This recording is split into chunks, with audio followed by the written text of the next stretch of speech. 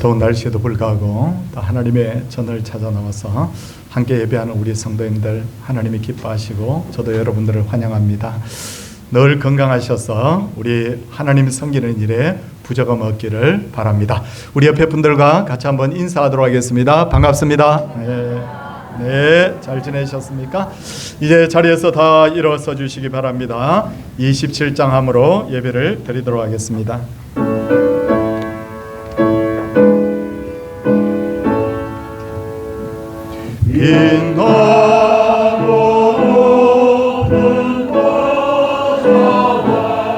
그 위에 앉으신 주 예수 얼굴 영광이 해같이 빛나네. 해같이 빛나네.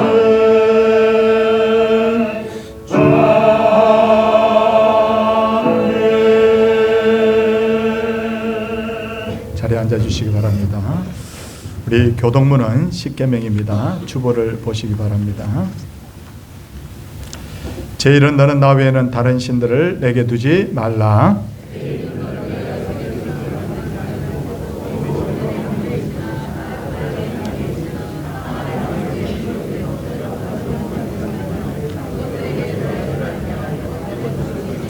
제3은 너는 내 하나님 여호와 이름을 망령되게 부르지 말라. 제5는 내 부모를 공경하라. 제7은 간음하지 말라. 제9는 내 이웃에 대하여 거짓 증거하지 말라. 아멘. 사도신경으로 우리의 신앙을 고백하겠습니다. 나는 전능하신 아버지 하나님 천지의 창조주를 믿습니다. 나는 그의 유일하신 아들 우리 주 예수 그리스도를 믿습니다. 그는 성령으로 잉태되어 동정녀 마리아에게서 나시고 본디오 빌라도에게 고난을 받아 십자가에 못 박혀 죽으시고 장사된 지 사흘 만에 죽은 자 가운데서 다시 살아나셨으며 하늘에 오르시어 전능하신 아버지 하나님 우편에 앉아 계시다가 거기로부터 살아있는 자와 죽은 자를 심판하러 오십니다. 나는 성령을 믿으며 거룩한 공교회와 성도의 교제와 죄를 용서받는 것과 몸의 부활과 영생을 믿습니다. 아멘. 우리 함께 찬송 261장 찬송 후에 조성진 장로님 기도 인도하시겠습니다.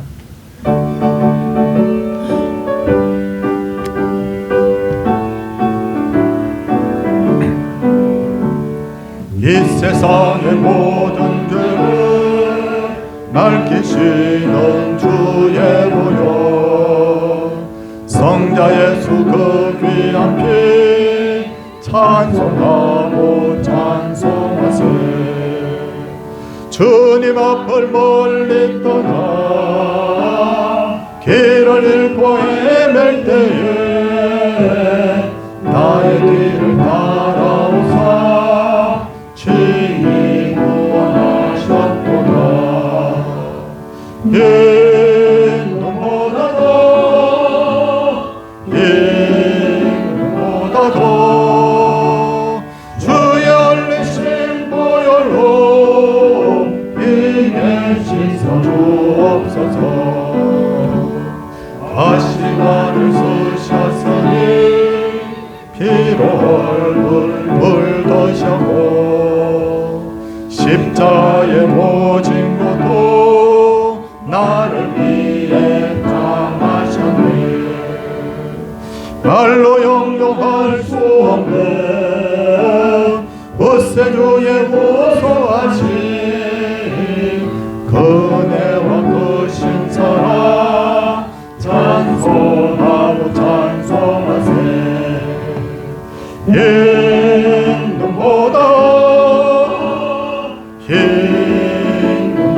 힘보다도 주의 흘리신 보혈로 기게 씻어 주옵소서. 아버지를 멀리 떠나 바른 길을 저버리고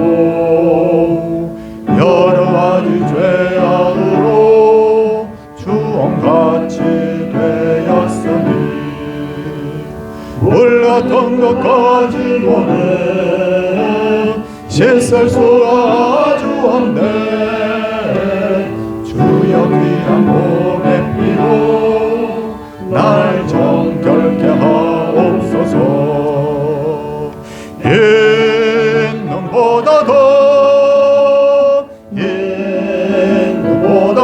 흰눈보다도 주의 흘리신 보혈로 이게 씻어 주옵소서. 아멘.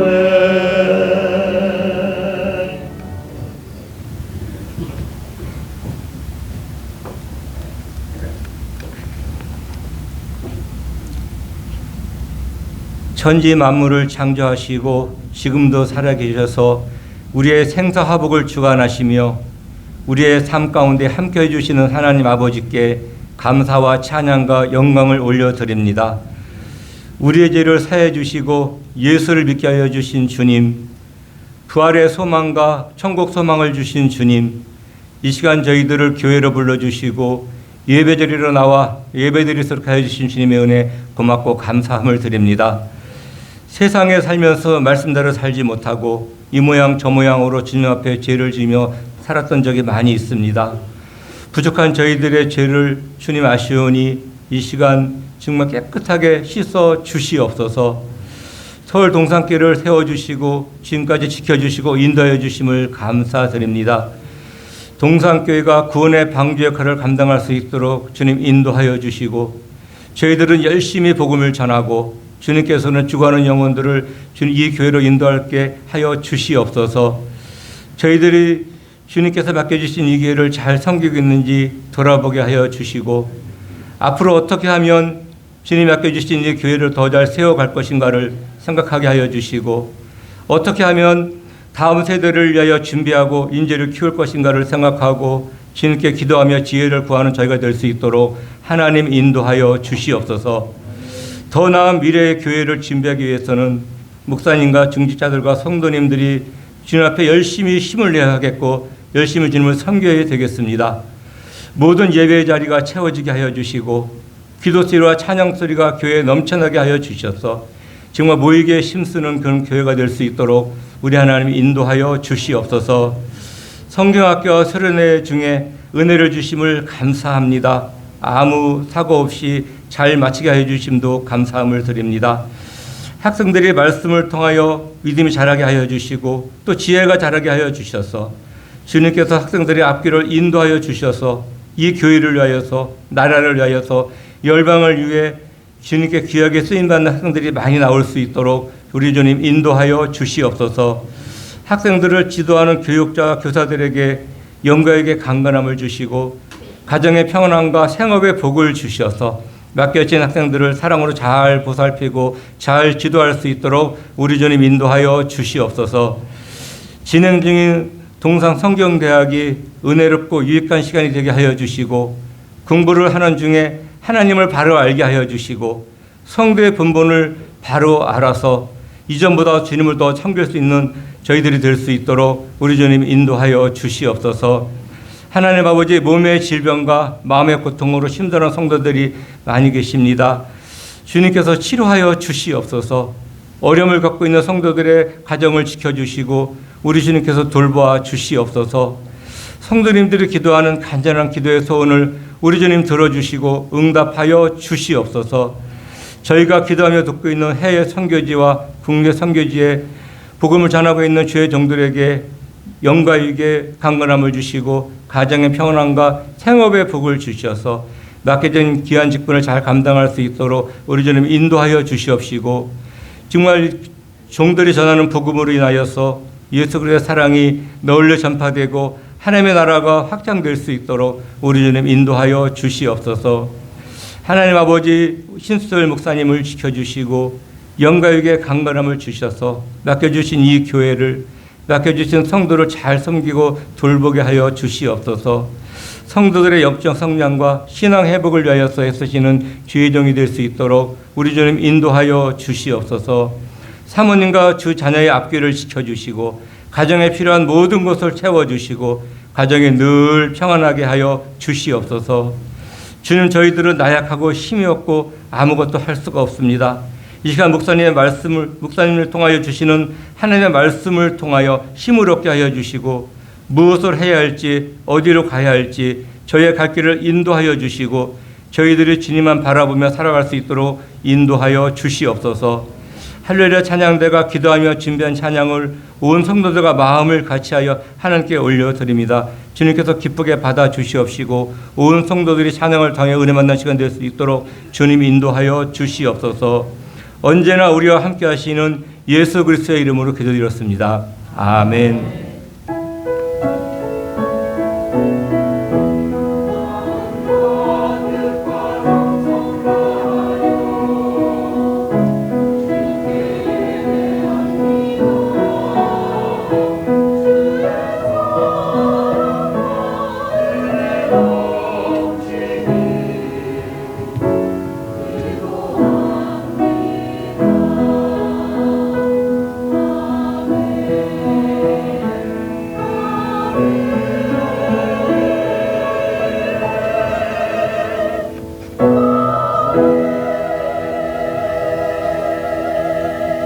하나님의 말씀은 누가복음 5장 1절에서 11절까지의 말씀입니다. 무리가 몰려와서 하나님의 말씀을 들을새 예수는 게네사렛 호숫가에 서서 호숫가에 배 두 척이 있는 것을 보시니 어부들은 배에서 나와서 그물을 씻는지라. 예수께서 한 배에 오르시니 그 배는 시몬의 배라. 육지에서 조금 떼기를 청하시고 앉아서 배에서 무리를 가르치시더니 말씀을 마치시고 시몬에게 이르시되 깊은 데로 가서 그물을 내려 고기를 잡으라. 시몬이 대답하여 이르되 선생님, 우리들이 밤이 새도록 수고하였으되 잡은 것이 없지만은 말씀에 의지하여 내가 그물을 내리이다. 그렇게 하니 고기를 잡은 것이 심히 많아 그물이 찢어지는지라. 이에 다른 배에 있는 동무들에게 손짓하여 와서 도와달라 하니 그들이 와서 두 배의 채움에 잠기게 되었더라. 시몬 베드로가 이를 보고 예수의 무릎 아래에 엎드려 이르되 주여 나를 떠나소서 나는 죄인이로소이다니. 이는 자기 및 자기와 함께 있는 모든 사람이 고기 잡힌 것으로 말미암아 놀라고 세베대의 아들로서 시몬의 동업자인 야고보와 요한도 놀랐습니다.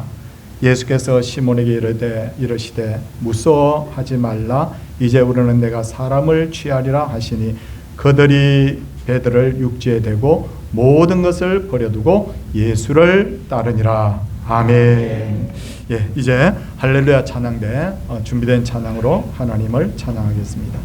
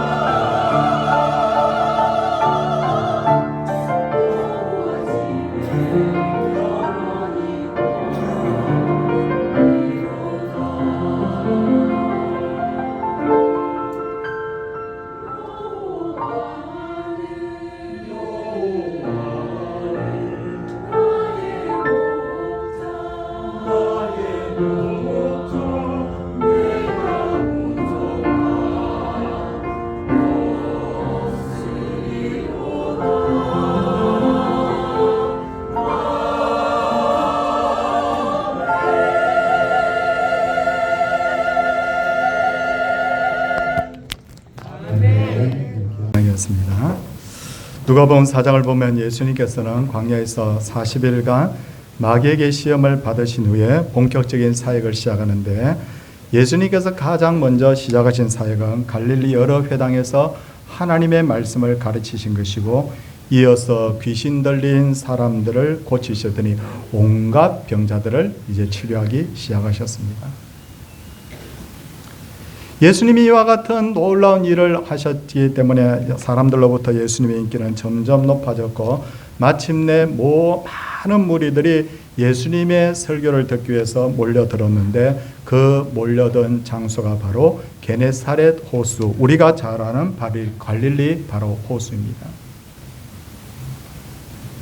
근데 마침 그날 베드로라는 어부가 그곳에 배를 대고 있었는데, 그는 지난밤에 밤새도록 수고를 하였지만 고기를 한 마리도 잡지 못한 그런 상태에 있었습니다.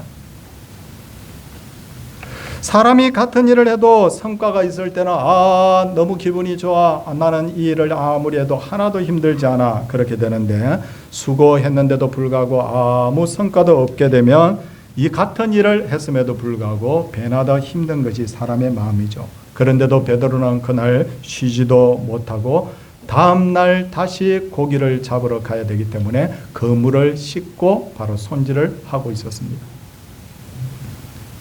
베드로의 마음에는 피곤하다, 빨리 집에 가서 쉬어야 되겠다라고 그런 생각뿐이었을 텐데, 그때 예수님이 갑자기 베드로의 배에 올라타시더니 배를 육지에서 조금 떼라고 하십니다. 이 부분에 있어서 사람들은 혼란스럽습니다.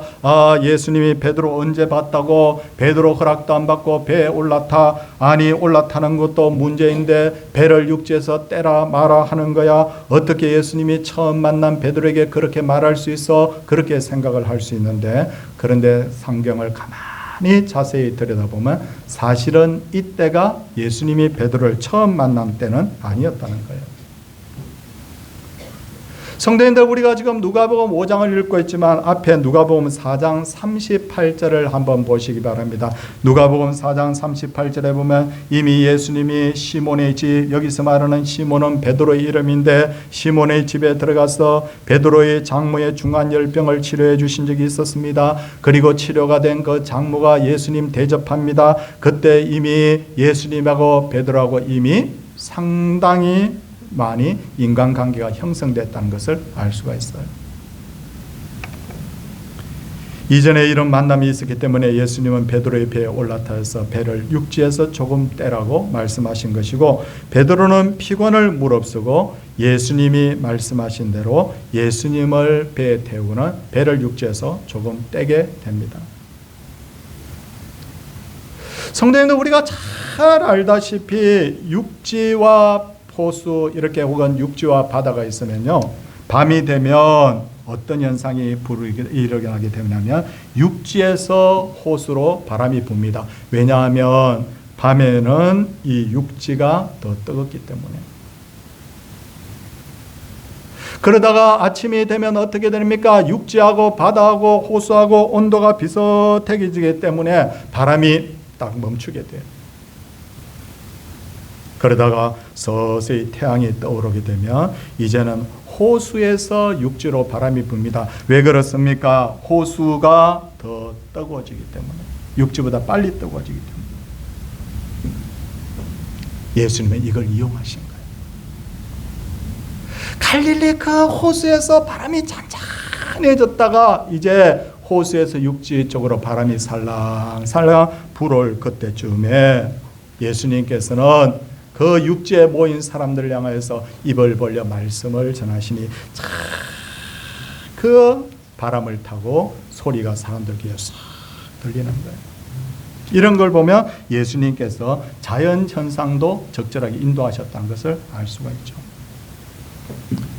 이때 예수님이 어떤 설교를 했을까요? 아무도 알 수가 없습니다. 그러나 저는 이런 설교를 했을 것이라고 생각합니다. 천국이 어떤 것이냐, 그리고 천국의 백성은 어떻게 살아야 될 것이냐, 하나님의 말씀대로 순종하라.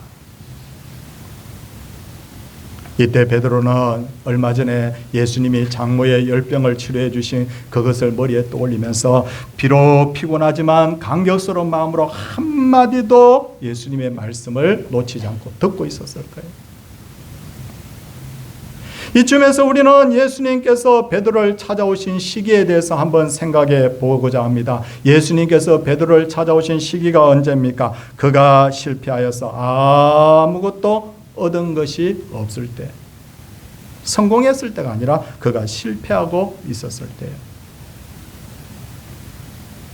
만일 베드로가 밤새도록 일을 해서 많은 고기를 잡은 그 순간에 예수님이 그를 찾아오셨다면 어떻게 했을까요? 베드로가 이렇게 말했을까? 예수님, 고기 손질해야 되니까 잠깐 좀 기다리세요. 아니면 마음속으로 이렇게 생각했을까? 예수님이 왜 지금 나타나셔서 배를 육지에서 떼라 말하는 거야? 안 그래도 바빠 죽겠는데. 그런데 지금 베드로는 고기를 하나도 잡지 못했기 때문에 바쁠 일이 하나도 없어요. 그 물만 잠깐 씻어서 말리면 그만입니다. 그러기에 그는 예수님에게 집중할 수 있었던 거예요. 이런 관점에서 우리는 예수님께서 왜 실패하고 가난하고 절망 속에 있는 사람을 먼저 찾아오시는지를 알 수가 있어요. 구약 성경을 보면 하나님께서 모세라는 인물을 딱 집어넣고 사용하시기로 했는데, 모세가 바로의 왕궁에서 왕자로 있을 때는 하나님이 그를 찾아가지 않잖아요. 나이 40이 되어서 혈기 방자했던 모세가 이제 민족을 위해서 뭔가 일을 해보겠다고 했을 그때도 안 찾아가셨어요.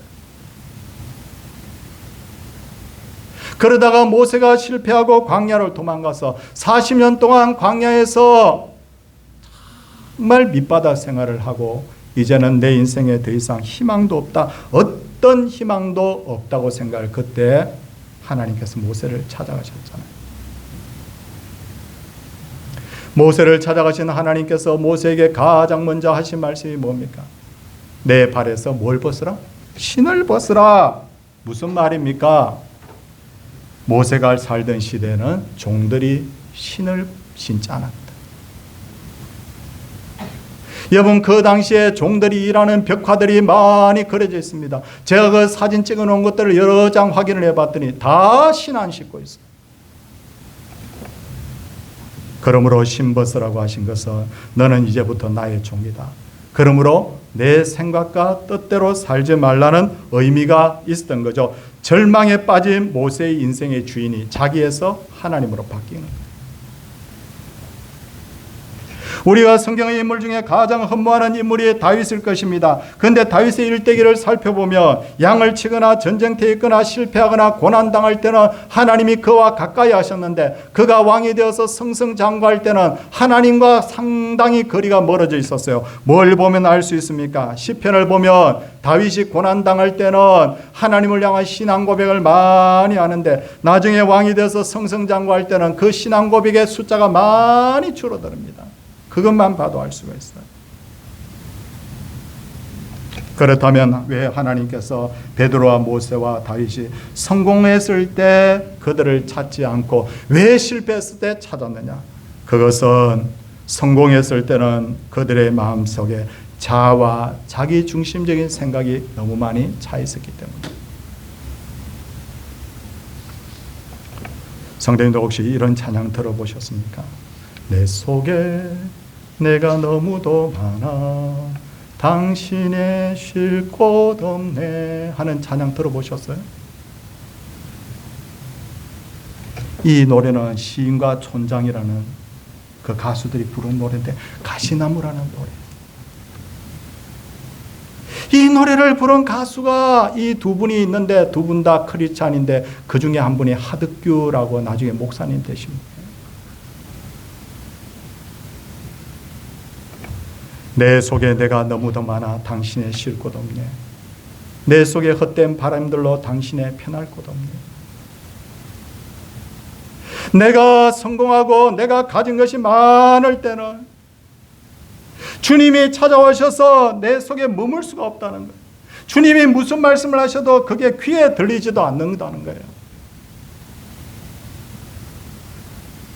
그런 차원에서 바울은 초대교회 성도들 중에 지혜로운 자가 없고 능력 있는 사람도 없고 문벌이 좋은 사람도 없는 것은 주님이 그들과 함께 하신다는 것을 보여주기 위해서라고 말씀하십니다.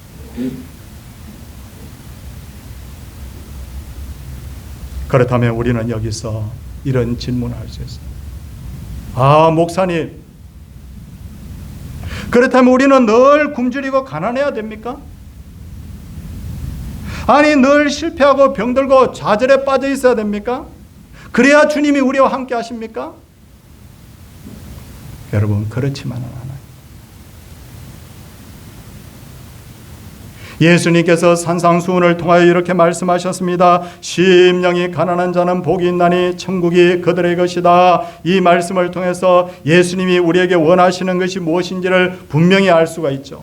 내가 부자로 사느냐 가난하게 사느냐 그게 중요한 것이 아니라 내가 얼마나 가난한 마음을 가지고 사느냐, 내가 얼마나 빈 마음을 가지고 예수님을 모시고 있냐, 그게 중요하다는 거예요. 실패하고 병들고 그렇게 했는데도 불구하고 여전히 내 생각과 내 고집이 내 마음을 가득 채우고 있다면 내 속에 너무 내가 많아서 주님이 머물 곳이 없어져요. 예수님이 원한 것은 뭡니까?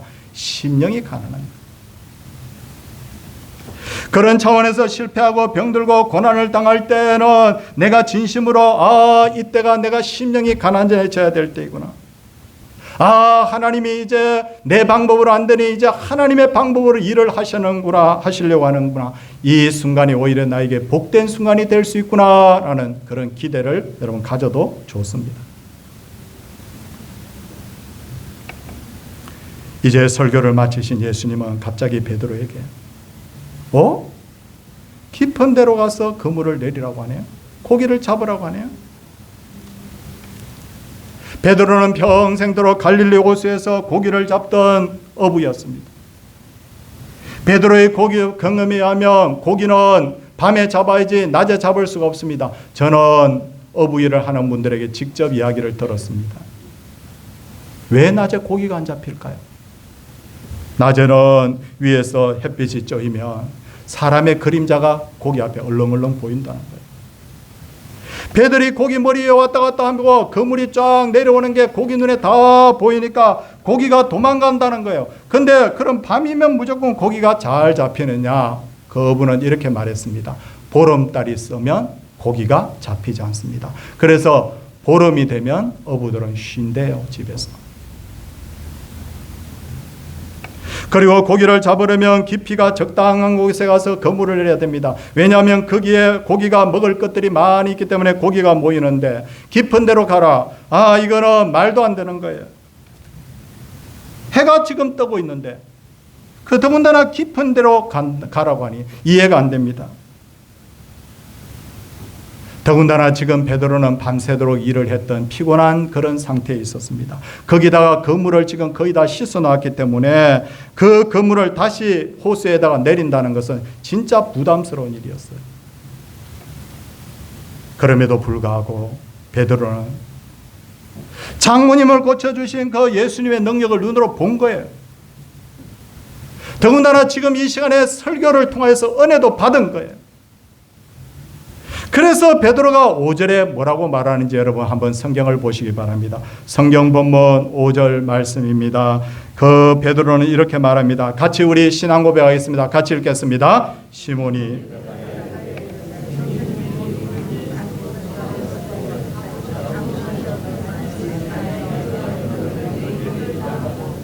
그렇습니다. 그리고는 깊은 데로 가서 그물 내립니다. 신앙생활을 하다 보면 우리가 크게 두 가지 일을 겪게 됩니다.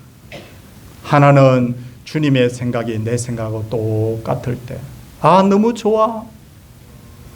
주님의 생각이 내 생각하고 똑같으니 갈등할 거 하나도 없어. 주님이 이렇게 말씀하시는 거야. 너희 자녀들을 위하여 기도하라. 주님 당연하죠. 기도하고 말고요. 그런데 그 반대의 경우가 있습니다. 주님의 생각하고 내 생각하고 다를 때가 있습니다. 가령 이럴 때가 있습니다. 내가 너무 미워하는 사람이 있어요. 여러분 미워하는 사람이 있어요? 너무 미워해. 그 사람만 생각하면 밥맛이 없어. 그런데 주님께서 이렇게 말씀하시는 거예요. 그 사람을 용서하고 사랑하고 축복하라. 용서하는 것도 힘든데 사랑하라네. 사랑하는 것도 힘든데 축복하라네. 내가 축복해서 그 사람이 잘 되면 내가 얼마나 속이 더 터져요.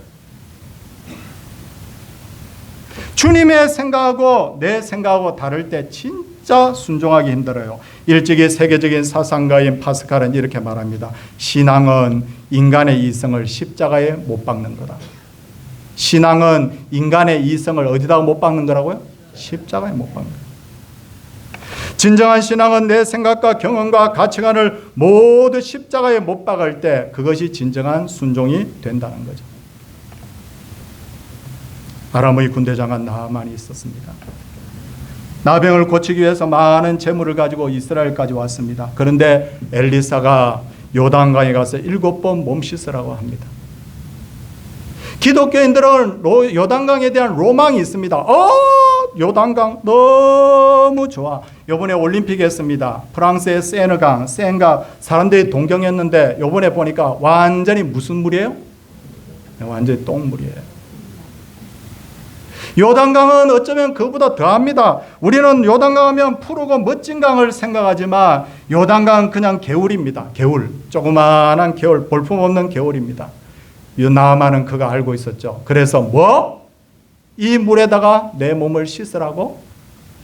우리나라에 가면 그보다 얼마나 좋은 강이 많은데 여기에 몸 씻으려고 내가 여기까지 왔냐?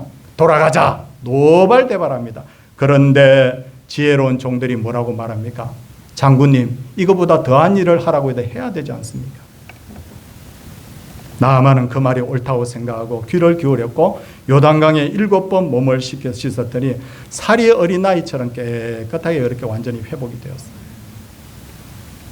여러분 혹시 여러분 중에 미운 사람 때문에 괴로운 사람이 있습니까? 용서하라고요? 사랑하라고요? 축복하라고요? 어떻게 합니까? 어떻게 합니까? 어떻게 합니까? 백날을 고민해도 문제 해결 안 돼요. 어떻게 합니까? 주님, 저는 그 사람 때문에 미워 죽겠지만 말씀에 순종하여 용서하고 사랑해 보겠습니다. 아멘.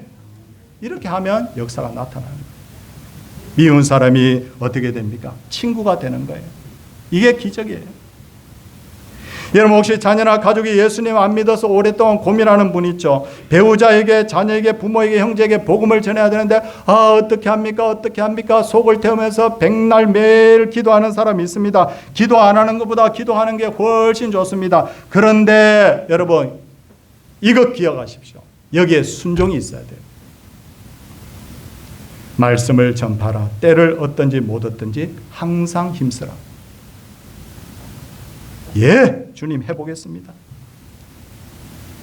자녀의 손을 붙들고 부모의 손을 붙들고 형제의 손을 붙들고 배우자의 손을 붙들고 난 당신을 너무 사랑합니다. 얘들아 너무 사랑한다. 너도 예수 믿고 천국 가야 되지 않겠니? 한 번 전한다고 해서 안 될 수 있지만 성경 말씀이 힘써 항상 힘쓰라 라고 했기 때문에 전하고 또 전하는 거예요. 정말 전심으로 전하게 되면 어떻게 되느냐면 여러분 하나님의 성령께서 내가 순종하는 그 모습을 보시고 그 사람의 마음을 움직여 주실 줄 믿습니다. 우리가 해야 될 것이 뭡니까? 고민하는 게 아니에요.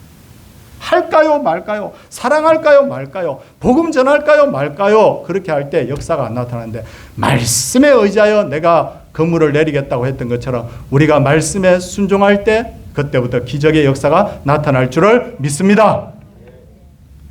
이제 베드로는 자기의 생각을 널어놓고 예수님의 말씀에 순종하여 깊은 데로 가서 그물을 내립니다. 그러자 그물이 찢어질 만큼 고기가 잡힙니다. 이걸 전문적인 용어로 뭐라고 합니까? 대박이라고 합니다. 대박이 터진 거예요. 이렇게 사람이 대박이 터지고 성공하면 두 가지 반응이 나타납니다. 어떤 사람은 성공하면 마음이 교만해집니다. 요즘 새벽 예배 때 역대기서를 설교하고 있습니다. 역대기에서 보니까 유다의 왕들이 복을 받는 바람에 교만해진 사람들이 있습니다. 두 사람 소개합니다. 솔로몬의 아들 로브암. 그에 대해서 이렇게 기록하고 있어요. 나라가 견고하고 세력이 강해지며 그가 여호와의 율법을 버렸다. 교만해진 거예요. 성공이기 때문에. 역대하 26장 16절에 또 한 사람을 소개합니다. 우시아 왕입니다. 그가 강성하여지며, 강성 안 했더라면 좋았을 텐데 잘 된 거예요. 강성하여지며 그의 마음이 교만하여 악을 행하여 그의 하나님 여호와께 범죄하였더라. 그는 겁도 없이 제사장만이 드릴 수 있는 분향을 자기가 마음대로 하려고 하다가 성전에 들어갔다가 나병이 이마에 돋아서 그는 별궁에서 10년 동안 유폐가 되었다가 결국 죽고 맙니다. 이게 여러분 교만해지는 경우예요. 이와 반대로 어떤 사람은 은혜를 받으면 더 겸손해지는 사람이 있어. 여러분 우리 더 겸손합시다. 베드로는 성공했는데 이렇게 말합니다. 주여 나를 떠나소서. 나는 죄인이로서이다. 하나님의 은혜를 체험할 때 낮아지는 사람이 있어요. 저 여러 사람 많이 봤어요. 어렵게 살다가 돈을 많이 버니까 딱 보니까 이미 이상해. 말하는 것도 이상해. 눈빛도 이상해. 예전에 저렇지 않았는데 이상해. 뭐가 찾아온 거예요? 교만이 찾아온 거예요. 저분이 정말 힘들게 자녀를 키웠는데 자녀가 너무 잘 된 거예요. 힘이 들어가요. 사람들로부터 인정을 받기 시작하는 거예요. 그때부터 갑자기 여러분 마음이 높아지는 거예요. 그러면 어떻게 됩니까?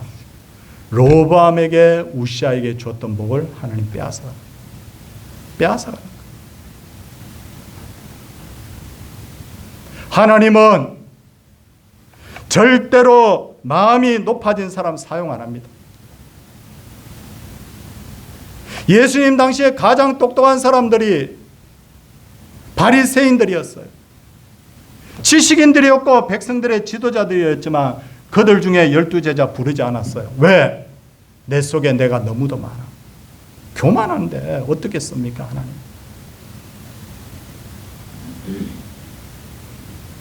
앞서도 말씀을 드렸지만 예수님과 베드로는 누가복음 4장에서 이미 만났잖아요. 장모 10병 고쳐줬잖아요. 그때 베드로를 왜 제자로 안 불렀을까요? 준비가 안 된 거예요. 그러다가 베드로가 나는 죄인으로서이다 라고 하니까 주님이 이제 자격이 되는구나. 예수님 쓰시는 사람은 어떤 사람이냐? 자기가 죄인인 줄 아는 사람, 인간의 능력이 한계가 있다고 아는 사람, 주님의 은혜가 아니면 아무것도 할 수 없다는 것을 아는 사람, 그런 사람을 주님이 쓰십니다. 사랑하는 성도님들, 우리가 내놓을 것이 없더라도 주님이 내 속에 거하시는 사람 되기를 주님의 이름으로 축복합니다. 그런데 오늘 성경을 보면 베드로에게 놀라운 변화가 나타납니다. 자, 이제 설교의 거의 막바지인데 두 가지 큰 역사들이 나타나는데 성경 말씀을 확인해 보겠습니다. 먼저 누가복음 5장 5절을 한번 확인해 보도록 하겠습니다. 5장 5절을 한번 펴보십시오. 뭐라고 하는지 보도록 하겠습니다. 같이 말씀을 읽도록 하겠습니다. 시몬이 대답하여 이르되 선생님 우리들이 여기까지입니다. 예수님을 뭐라고 불러요? 선생님이라고 불러요. 이 선생님이라는 말은 뭐냐면요, 유대인들이 랍비 하는데 랍비라는 말이에요. 당신 선생님이라는 거예요.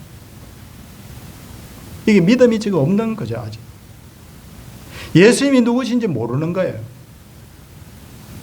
그런데 기적을 체험하고 난 후에 5장 8절 한번 보십시오. 기적을 체험하고 난 후에 이제 그물이 찢어질 정도로 고기를 많이 잡은 후에 우리 8절 한번 같이 읽도록 하겠습니다. 시몬 베드로가 이를 보고 예수의 무릎 아래 엎드려 이르되 주여 나를 떠나서. 예수님을 뭐라고 부르고 있습니까? 주여 이렇게 부릅니다. 큐리에 큐리오스라고 불러요. 무슨 말입니까? 이 말은 왕에게 쓰는 말이에요. 이 말은 하나님께 쓰는 말이에요. 당신이 바로 하나님의 아들이십니다. 하나님이십니다. 그런 뜻이에요. 선생님에서 뭐로 바뀐 거예요? 주여로 바뀐 거예요.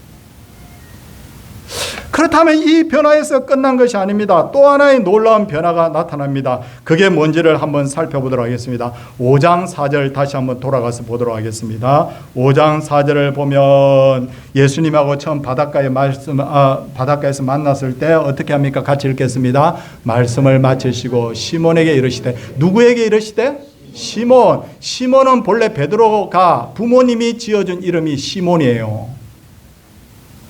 근데 기적을 체험하고 난 후에 베드로의 이름이 바뀌어요. 어떻게 바뀌는지 한번 보도록 하겠습니다. 시몬에서 베드로의 이름이 어떻게 바뀝니까? 5장 8절입니다. 같이 우리 앞부분만 살짝 읽겠습니다. 시몬 베드로가 뭐로 바뀐 거예요? 시몬 베드로가, 베드로 이름, 이 베드로는 예수님이 지어준 이름입니다. 예수님께서 베드로의 이름을 이제는 너를 게바라 게바하고 베드로와 같은 이름이에요. 이 베드로라는 이름은 페트로스입니다. 반석이라는 뜻입니다. 예수님이 그의 가능성을 보고 이름을 바꿔준 거예요. 여기서 한번 복습하고 넘어가겠습니다. 베드로는 예수님을 처음에 선생님이라고 부르다가 나중에 뭐라고 불렀어요? 주여 불렀어요. 그리고 나서 이 역사를 체험하고 난 뒤에 성경에 기록하기를 시몬의 이름은 나중에 뭐라고? 시몬 베드로라고 불러요. 그렇게 기록이 되는 거예요. 여기서부터 예수님하고 베드로의 관계성이 다시 한번 완전히 달라졌다는 걸 알 수 있어요. 그리고 예수님께서 뭐라고 말합니까? 그에게 사명을 줍니다. 무서워하지 말라. 이제 우리는 내가 사람을 취하리라. 성도님들, 여러분들 참 살면서 힘드시죠? 힘드신데 근데 참 아쉬운 게 뭐냐면 내가 수고를 하면 수고한 만큼 뭐가 딱딱 주어지면 힘 안 들 것 같아요. 그런데 사람이 힘을 쓰고 애를 써도요, 수고하였지만 얻지 못할 때가 많아요. 제가 몇 가지 말씀드리겠습니다. 사업을 합니다. 직장을 다닙니다. 내가 사기를 친 것도 아니고 내가 성실하게 일을 열심히 했는데 사업이 안 돼. 물질 문제로 힘들어 죽겠어. 내가 자식을 위해서 엄청나게 많은 수고를 했는데도 불구하고 자식이 그대로 쑥쑥 자라주면 좋겠는데 자식이 곁길로. 내가 건강관리를 너무 잘하고 애를 썼는데도 불구하고 내 건강에 문제가 생겨요. 이게 뭡니까? 이게 바로 오늘 설교 제목이 뭐예요? 우리 설교 제목 주보에 한번 보겠습니다. 오늘 설교 제목이 뭐예요? 같이 한번 읽겠습니다. 수고하였으나 잡은 것이 없는 거예요. 이게 수고하였으나 잡은 것이 없는 거예요. 수고하였으나 잡은 것이 없을 때 세상 사람들은 절망하죠. 끝이야. 죽어버릴까? 그런데 우리는 달라. 수고하였으나 잡은 것이 없을 그때가 바로 은혜 받을 때입니다. 아멘. 수고하였으나 잡은 것이 없을 그때가 이제 주님이 나를 찾아오셔서 일을 시작할 때인 줄을 믿습니다. 내가 내 속에 아직도 내 생각이 차가지고 나 끝까지 내 생각대로 한번 해볼래요. 그러면 그래, 계속 해봐라. 아무것도 안 해주시지만 주님, 이제는 주님이 일하실 때입니다. 내가 수고하였으나 잡은 것이 없지만 말씀에 의지하여 이제 한번 살아보겠습니다. 이렇게 신앙에 우리가 각오를 하게 되면 주님이 나와 함께 하세요. 그때부터 이상하게 일이 풀어져요. 사랑하는 성도님들, 말도 안 되는 것처럼 들리는 주님의 말씀이지만 그 말씀대로 잘 순종할 때 그것이 우리에게 놀라운 기적의 시작이 될 줄로 믿습니다. 오늘 사랑하는 모든 수고하고 짐진 자들에게 주님이 이 말씀을 통해 위로해 주시고 새로운 용기, 믿음 주시기를 주님의 이름으로 축원을 드립니다. 함께 찬송하겠습니다. 279장입니다.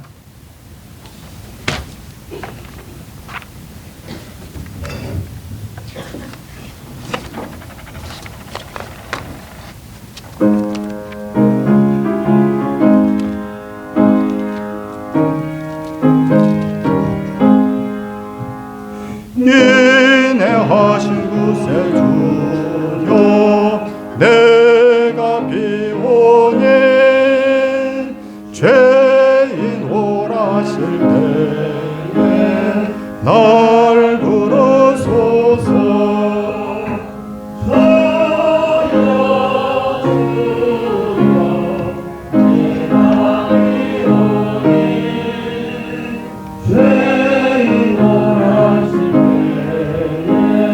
날 부르소서.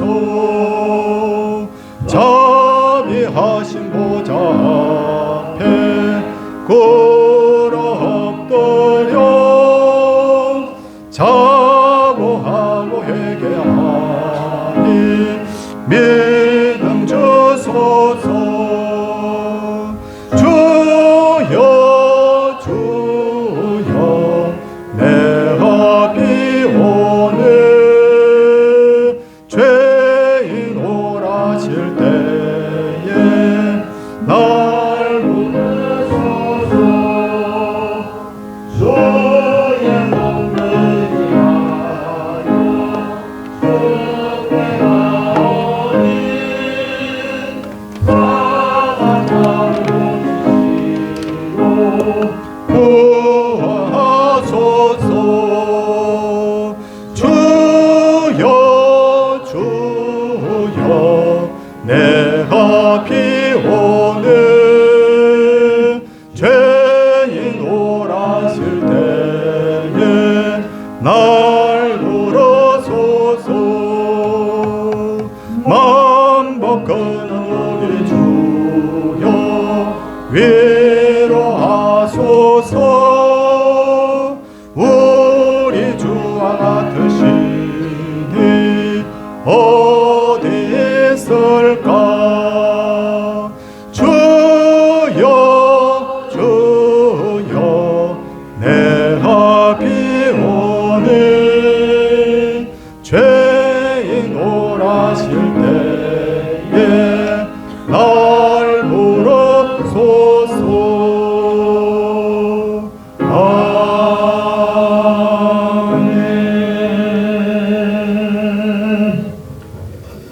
폭염 가운데서 건강을 지켜주시는 하나님께 감사드립니다. 늘 베풀어 주신 은혜에 감사드립니다. 평안과 강건과 형통의 복을 주시옵소서.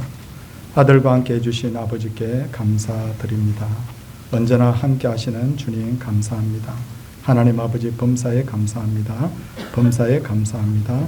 감사드립니다 하고 귀한 예물들 하나님 앞에 드렸고 또 계좌를 통해서도 여러 제목으로 하나님 앞에 헌물을 드렸습니다. 기도하도록 하겠습니다. 주님, 지금까지 우리가 여러 삶의 모습들을 살펴보았습니다. 나는 어떤 모습입니까? 우리 마음속에 잘 되고 나서 혹은 너보암처럼 우시아 같은 그런 마음은 없었는지요? 그러면 내 속에 내가 너무도 꽉 차 있어서 그 교만을 보시고 주님이 절대로 일하지 않는다는 것을 압니다. 주님, 내가 죄인인 줄 알고 하나님 은혜가 아니면 살 수 없다는 것을 알고 은혜를 구하는 하나님의 사람들 되게 하여 주옵소서. 인생 살다 보니 하나님 내 마음대로 되는 것이 거의 없습니다. 자식의 문제도 내 마음대로 안 됩니다. 건강의 문제도 내 마음대로 안 됩니다. 인간관계의 문제도 내 마음대로 안 됩니다. 생업의 문제도 먹고 사는 문제도 내 마음대로 안 됩니다.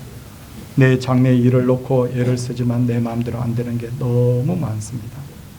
그래서 하나님 여러 가지 어려움을 겪고 시험을 당합니다. 끝까지 내 고집 내세우면서 내 생각대로 살겠다고 하는 어리석은 자 되지 않게 하시고 이제 주님이 내 속에서 역사하실 수 있도록 주님께 내 빈자리를 내어드리고 겸손히 무릎 꿇고 주여 저는 죄인입니다. 저는 낮은 자입니다. 저는 무익한 종입니다. 이렇게 고백할 수 있는 저희들 다 되게 하여 주시옵소서. 겸손의 마음 빈 마음 가운데 주님이 함께 하신 줄 믿습니다. 이상하게 주님께 맡겼더니 주님의 말씀대로 했더니 하나님 자녀들이 서서히 회복이 되고 인간관계가 서서히 회복이 되고 내 인생의 고민들이 서서히 회복이 되는 그런 놀라운 역사가 있는 줄 믿습니다. 내 상식 가지고 낮에 건물을 내린다니 깊은 곳에 가서 건물을 내는데 말도 안 돼가 아니라 그 말씀대로 내가 순종하겠다고 했던 베드로의 믿음이 오늘 우리의 믿음들이 다 되게 하여 주시옵소서. 몸이 불편하거나 어려움 중에 있는 분들 기도 제목을 가지고 있는 분들의 기도가 하나님 앞에 연락되게 하여 주시고, 예배를 통하여 말씀이 증거될 때마다 이 말씀이 나에게 주신 말씀으로 잘 박힌 목과 같이 역사하게 하여 주시옵소서. 그래서 주님, 내 인생이 말씀을 들으면서 점점점 달라져서 마침내 주님, 그물이 찢어질 만큼의 복을 받았던 그 역사가 우리에게도 이루어지게 하여 주시옵소서. 주님, 나라의 여러 가지 문제를 놓고 염려합니다만, 그러나 염려에서 거치지 않게 하시고 염려할 시간에 오히려 기도하기를 원합니다. 하나님, 여러 가지 국정을 아버지 하나님, 사회에 돌아가는 것들이 하나님이여 참 이 불안에서 벗어나서 이 땅이 평화의 땅이 되게 하여 주시고, 또한 이 땅이 복음의 땅이 되게 하여 주시고, 이 땅의 복음을 통하여서 전쟁이 많은 땅, 어려움 당한 땅, 재안 당한 땅들이 다 회복되는 역사가 있게 하여 주시옵소서. 아버지, 무더위에 지친 분들이 많습니다. 또 병으로 말미암아 교회를 출입하지 못하고 있는 분도 있습니다. 일일이 찾아가 주시고 그 따뜻한 손길로 그들과 그 가족들을 어루만져 주시옵소서. 아버지, 우리가 힘을 내기를 원하고 오늘 종일토록 교회에 좋은 일만 있게 하여 주시옵소서. 11조 드렸습니다. 감사의 물 드렸습니다. 전도 선교의 물, 건축의 물, 주정의 물 드렸습니다.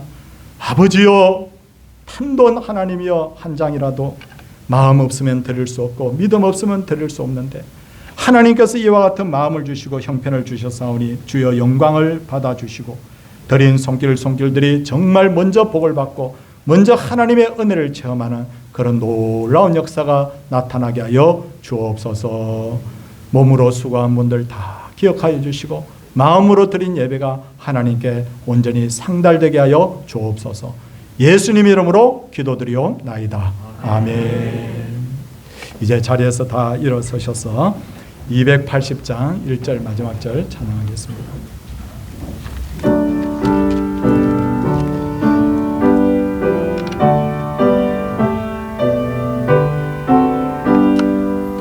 내 주의 나라와 주 계신 성전과 피 흘려 사신 교회를 늘 사랑합니다.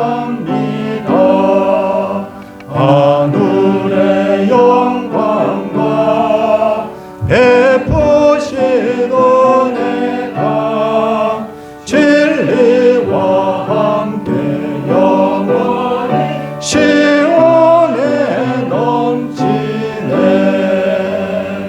아멘. 축도하겠습니다. 주 예수 그리스도의 은혜와 하나님의 크신 사랑과 성령의 감화가 교통하심 역사가 오직 빈 마음 낮은 마음으로 주의 은혜를 구하고 주의 은혜를 받는 귀한 성도들과 자녀들과 가정과 생업이와 교회 위에 이제로부터 영원토록 함께 있을지어다. 아멘.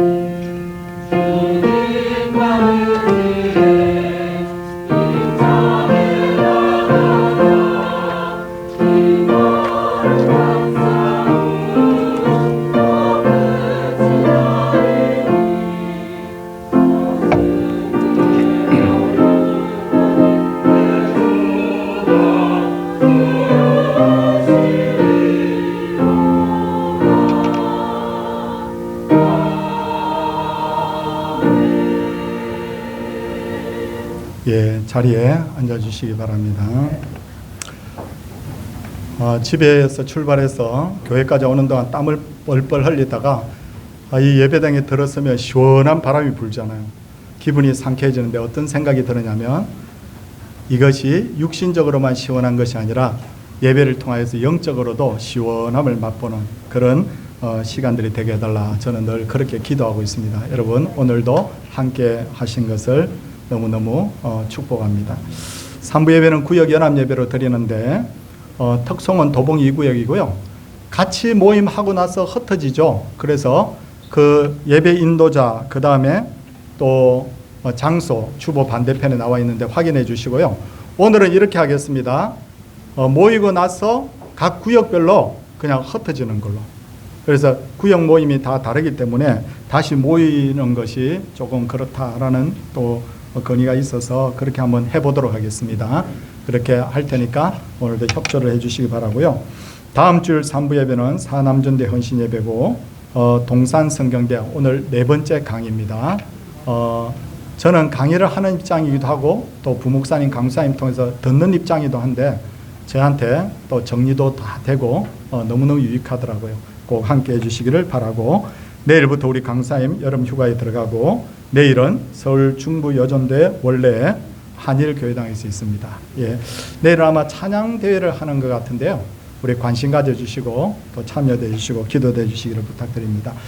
제가 지난주에 혹시 주일날 교회 못 오시면 문자로라도 연락 주세요 했더니 오늘도 감기 때문에 못 왔습니다. 뭐 이렇게 하면서 연락을 주셨는데 너무 감사하고요.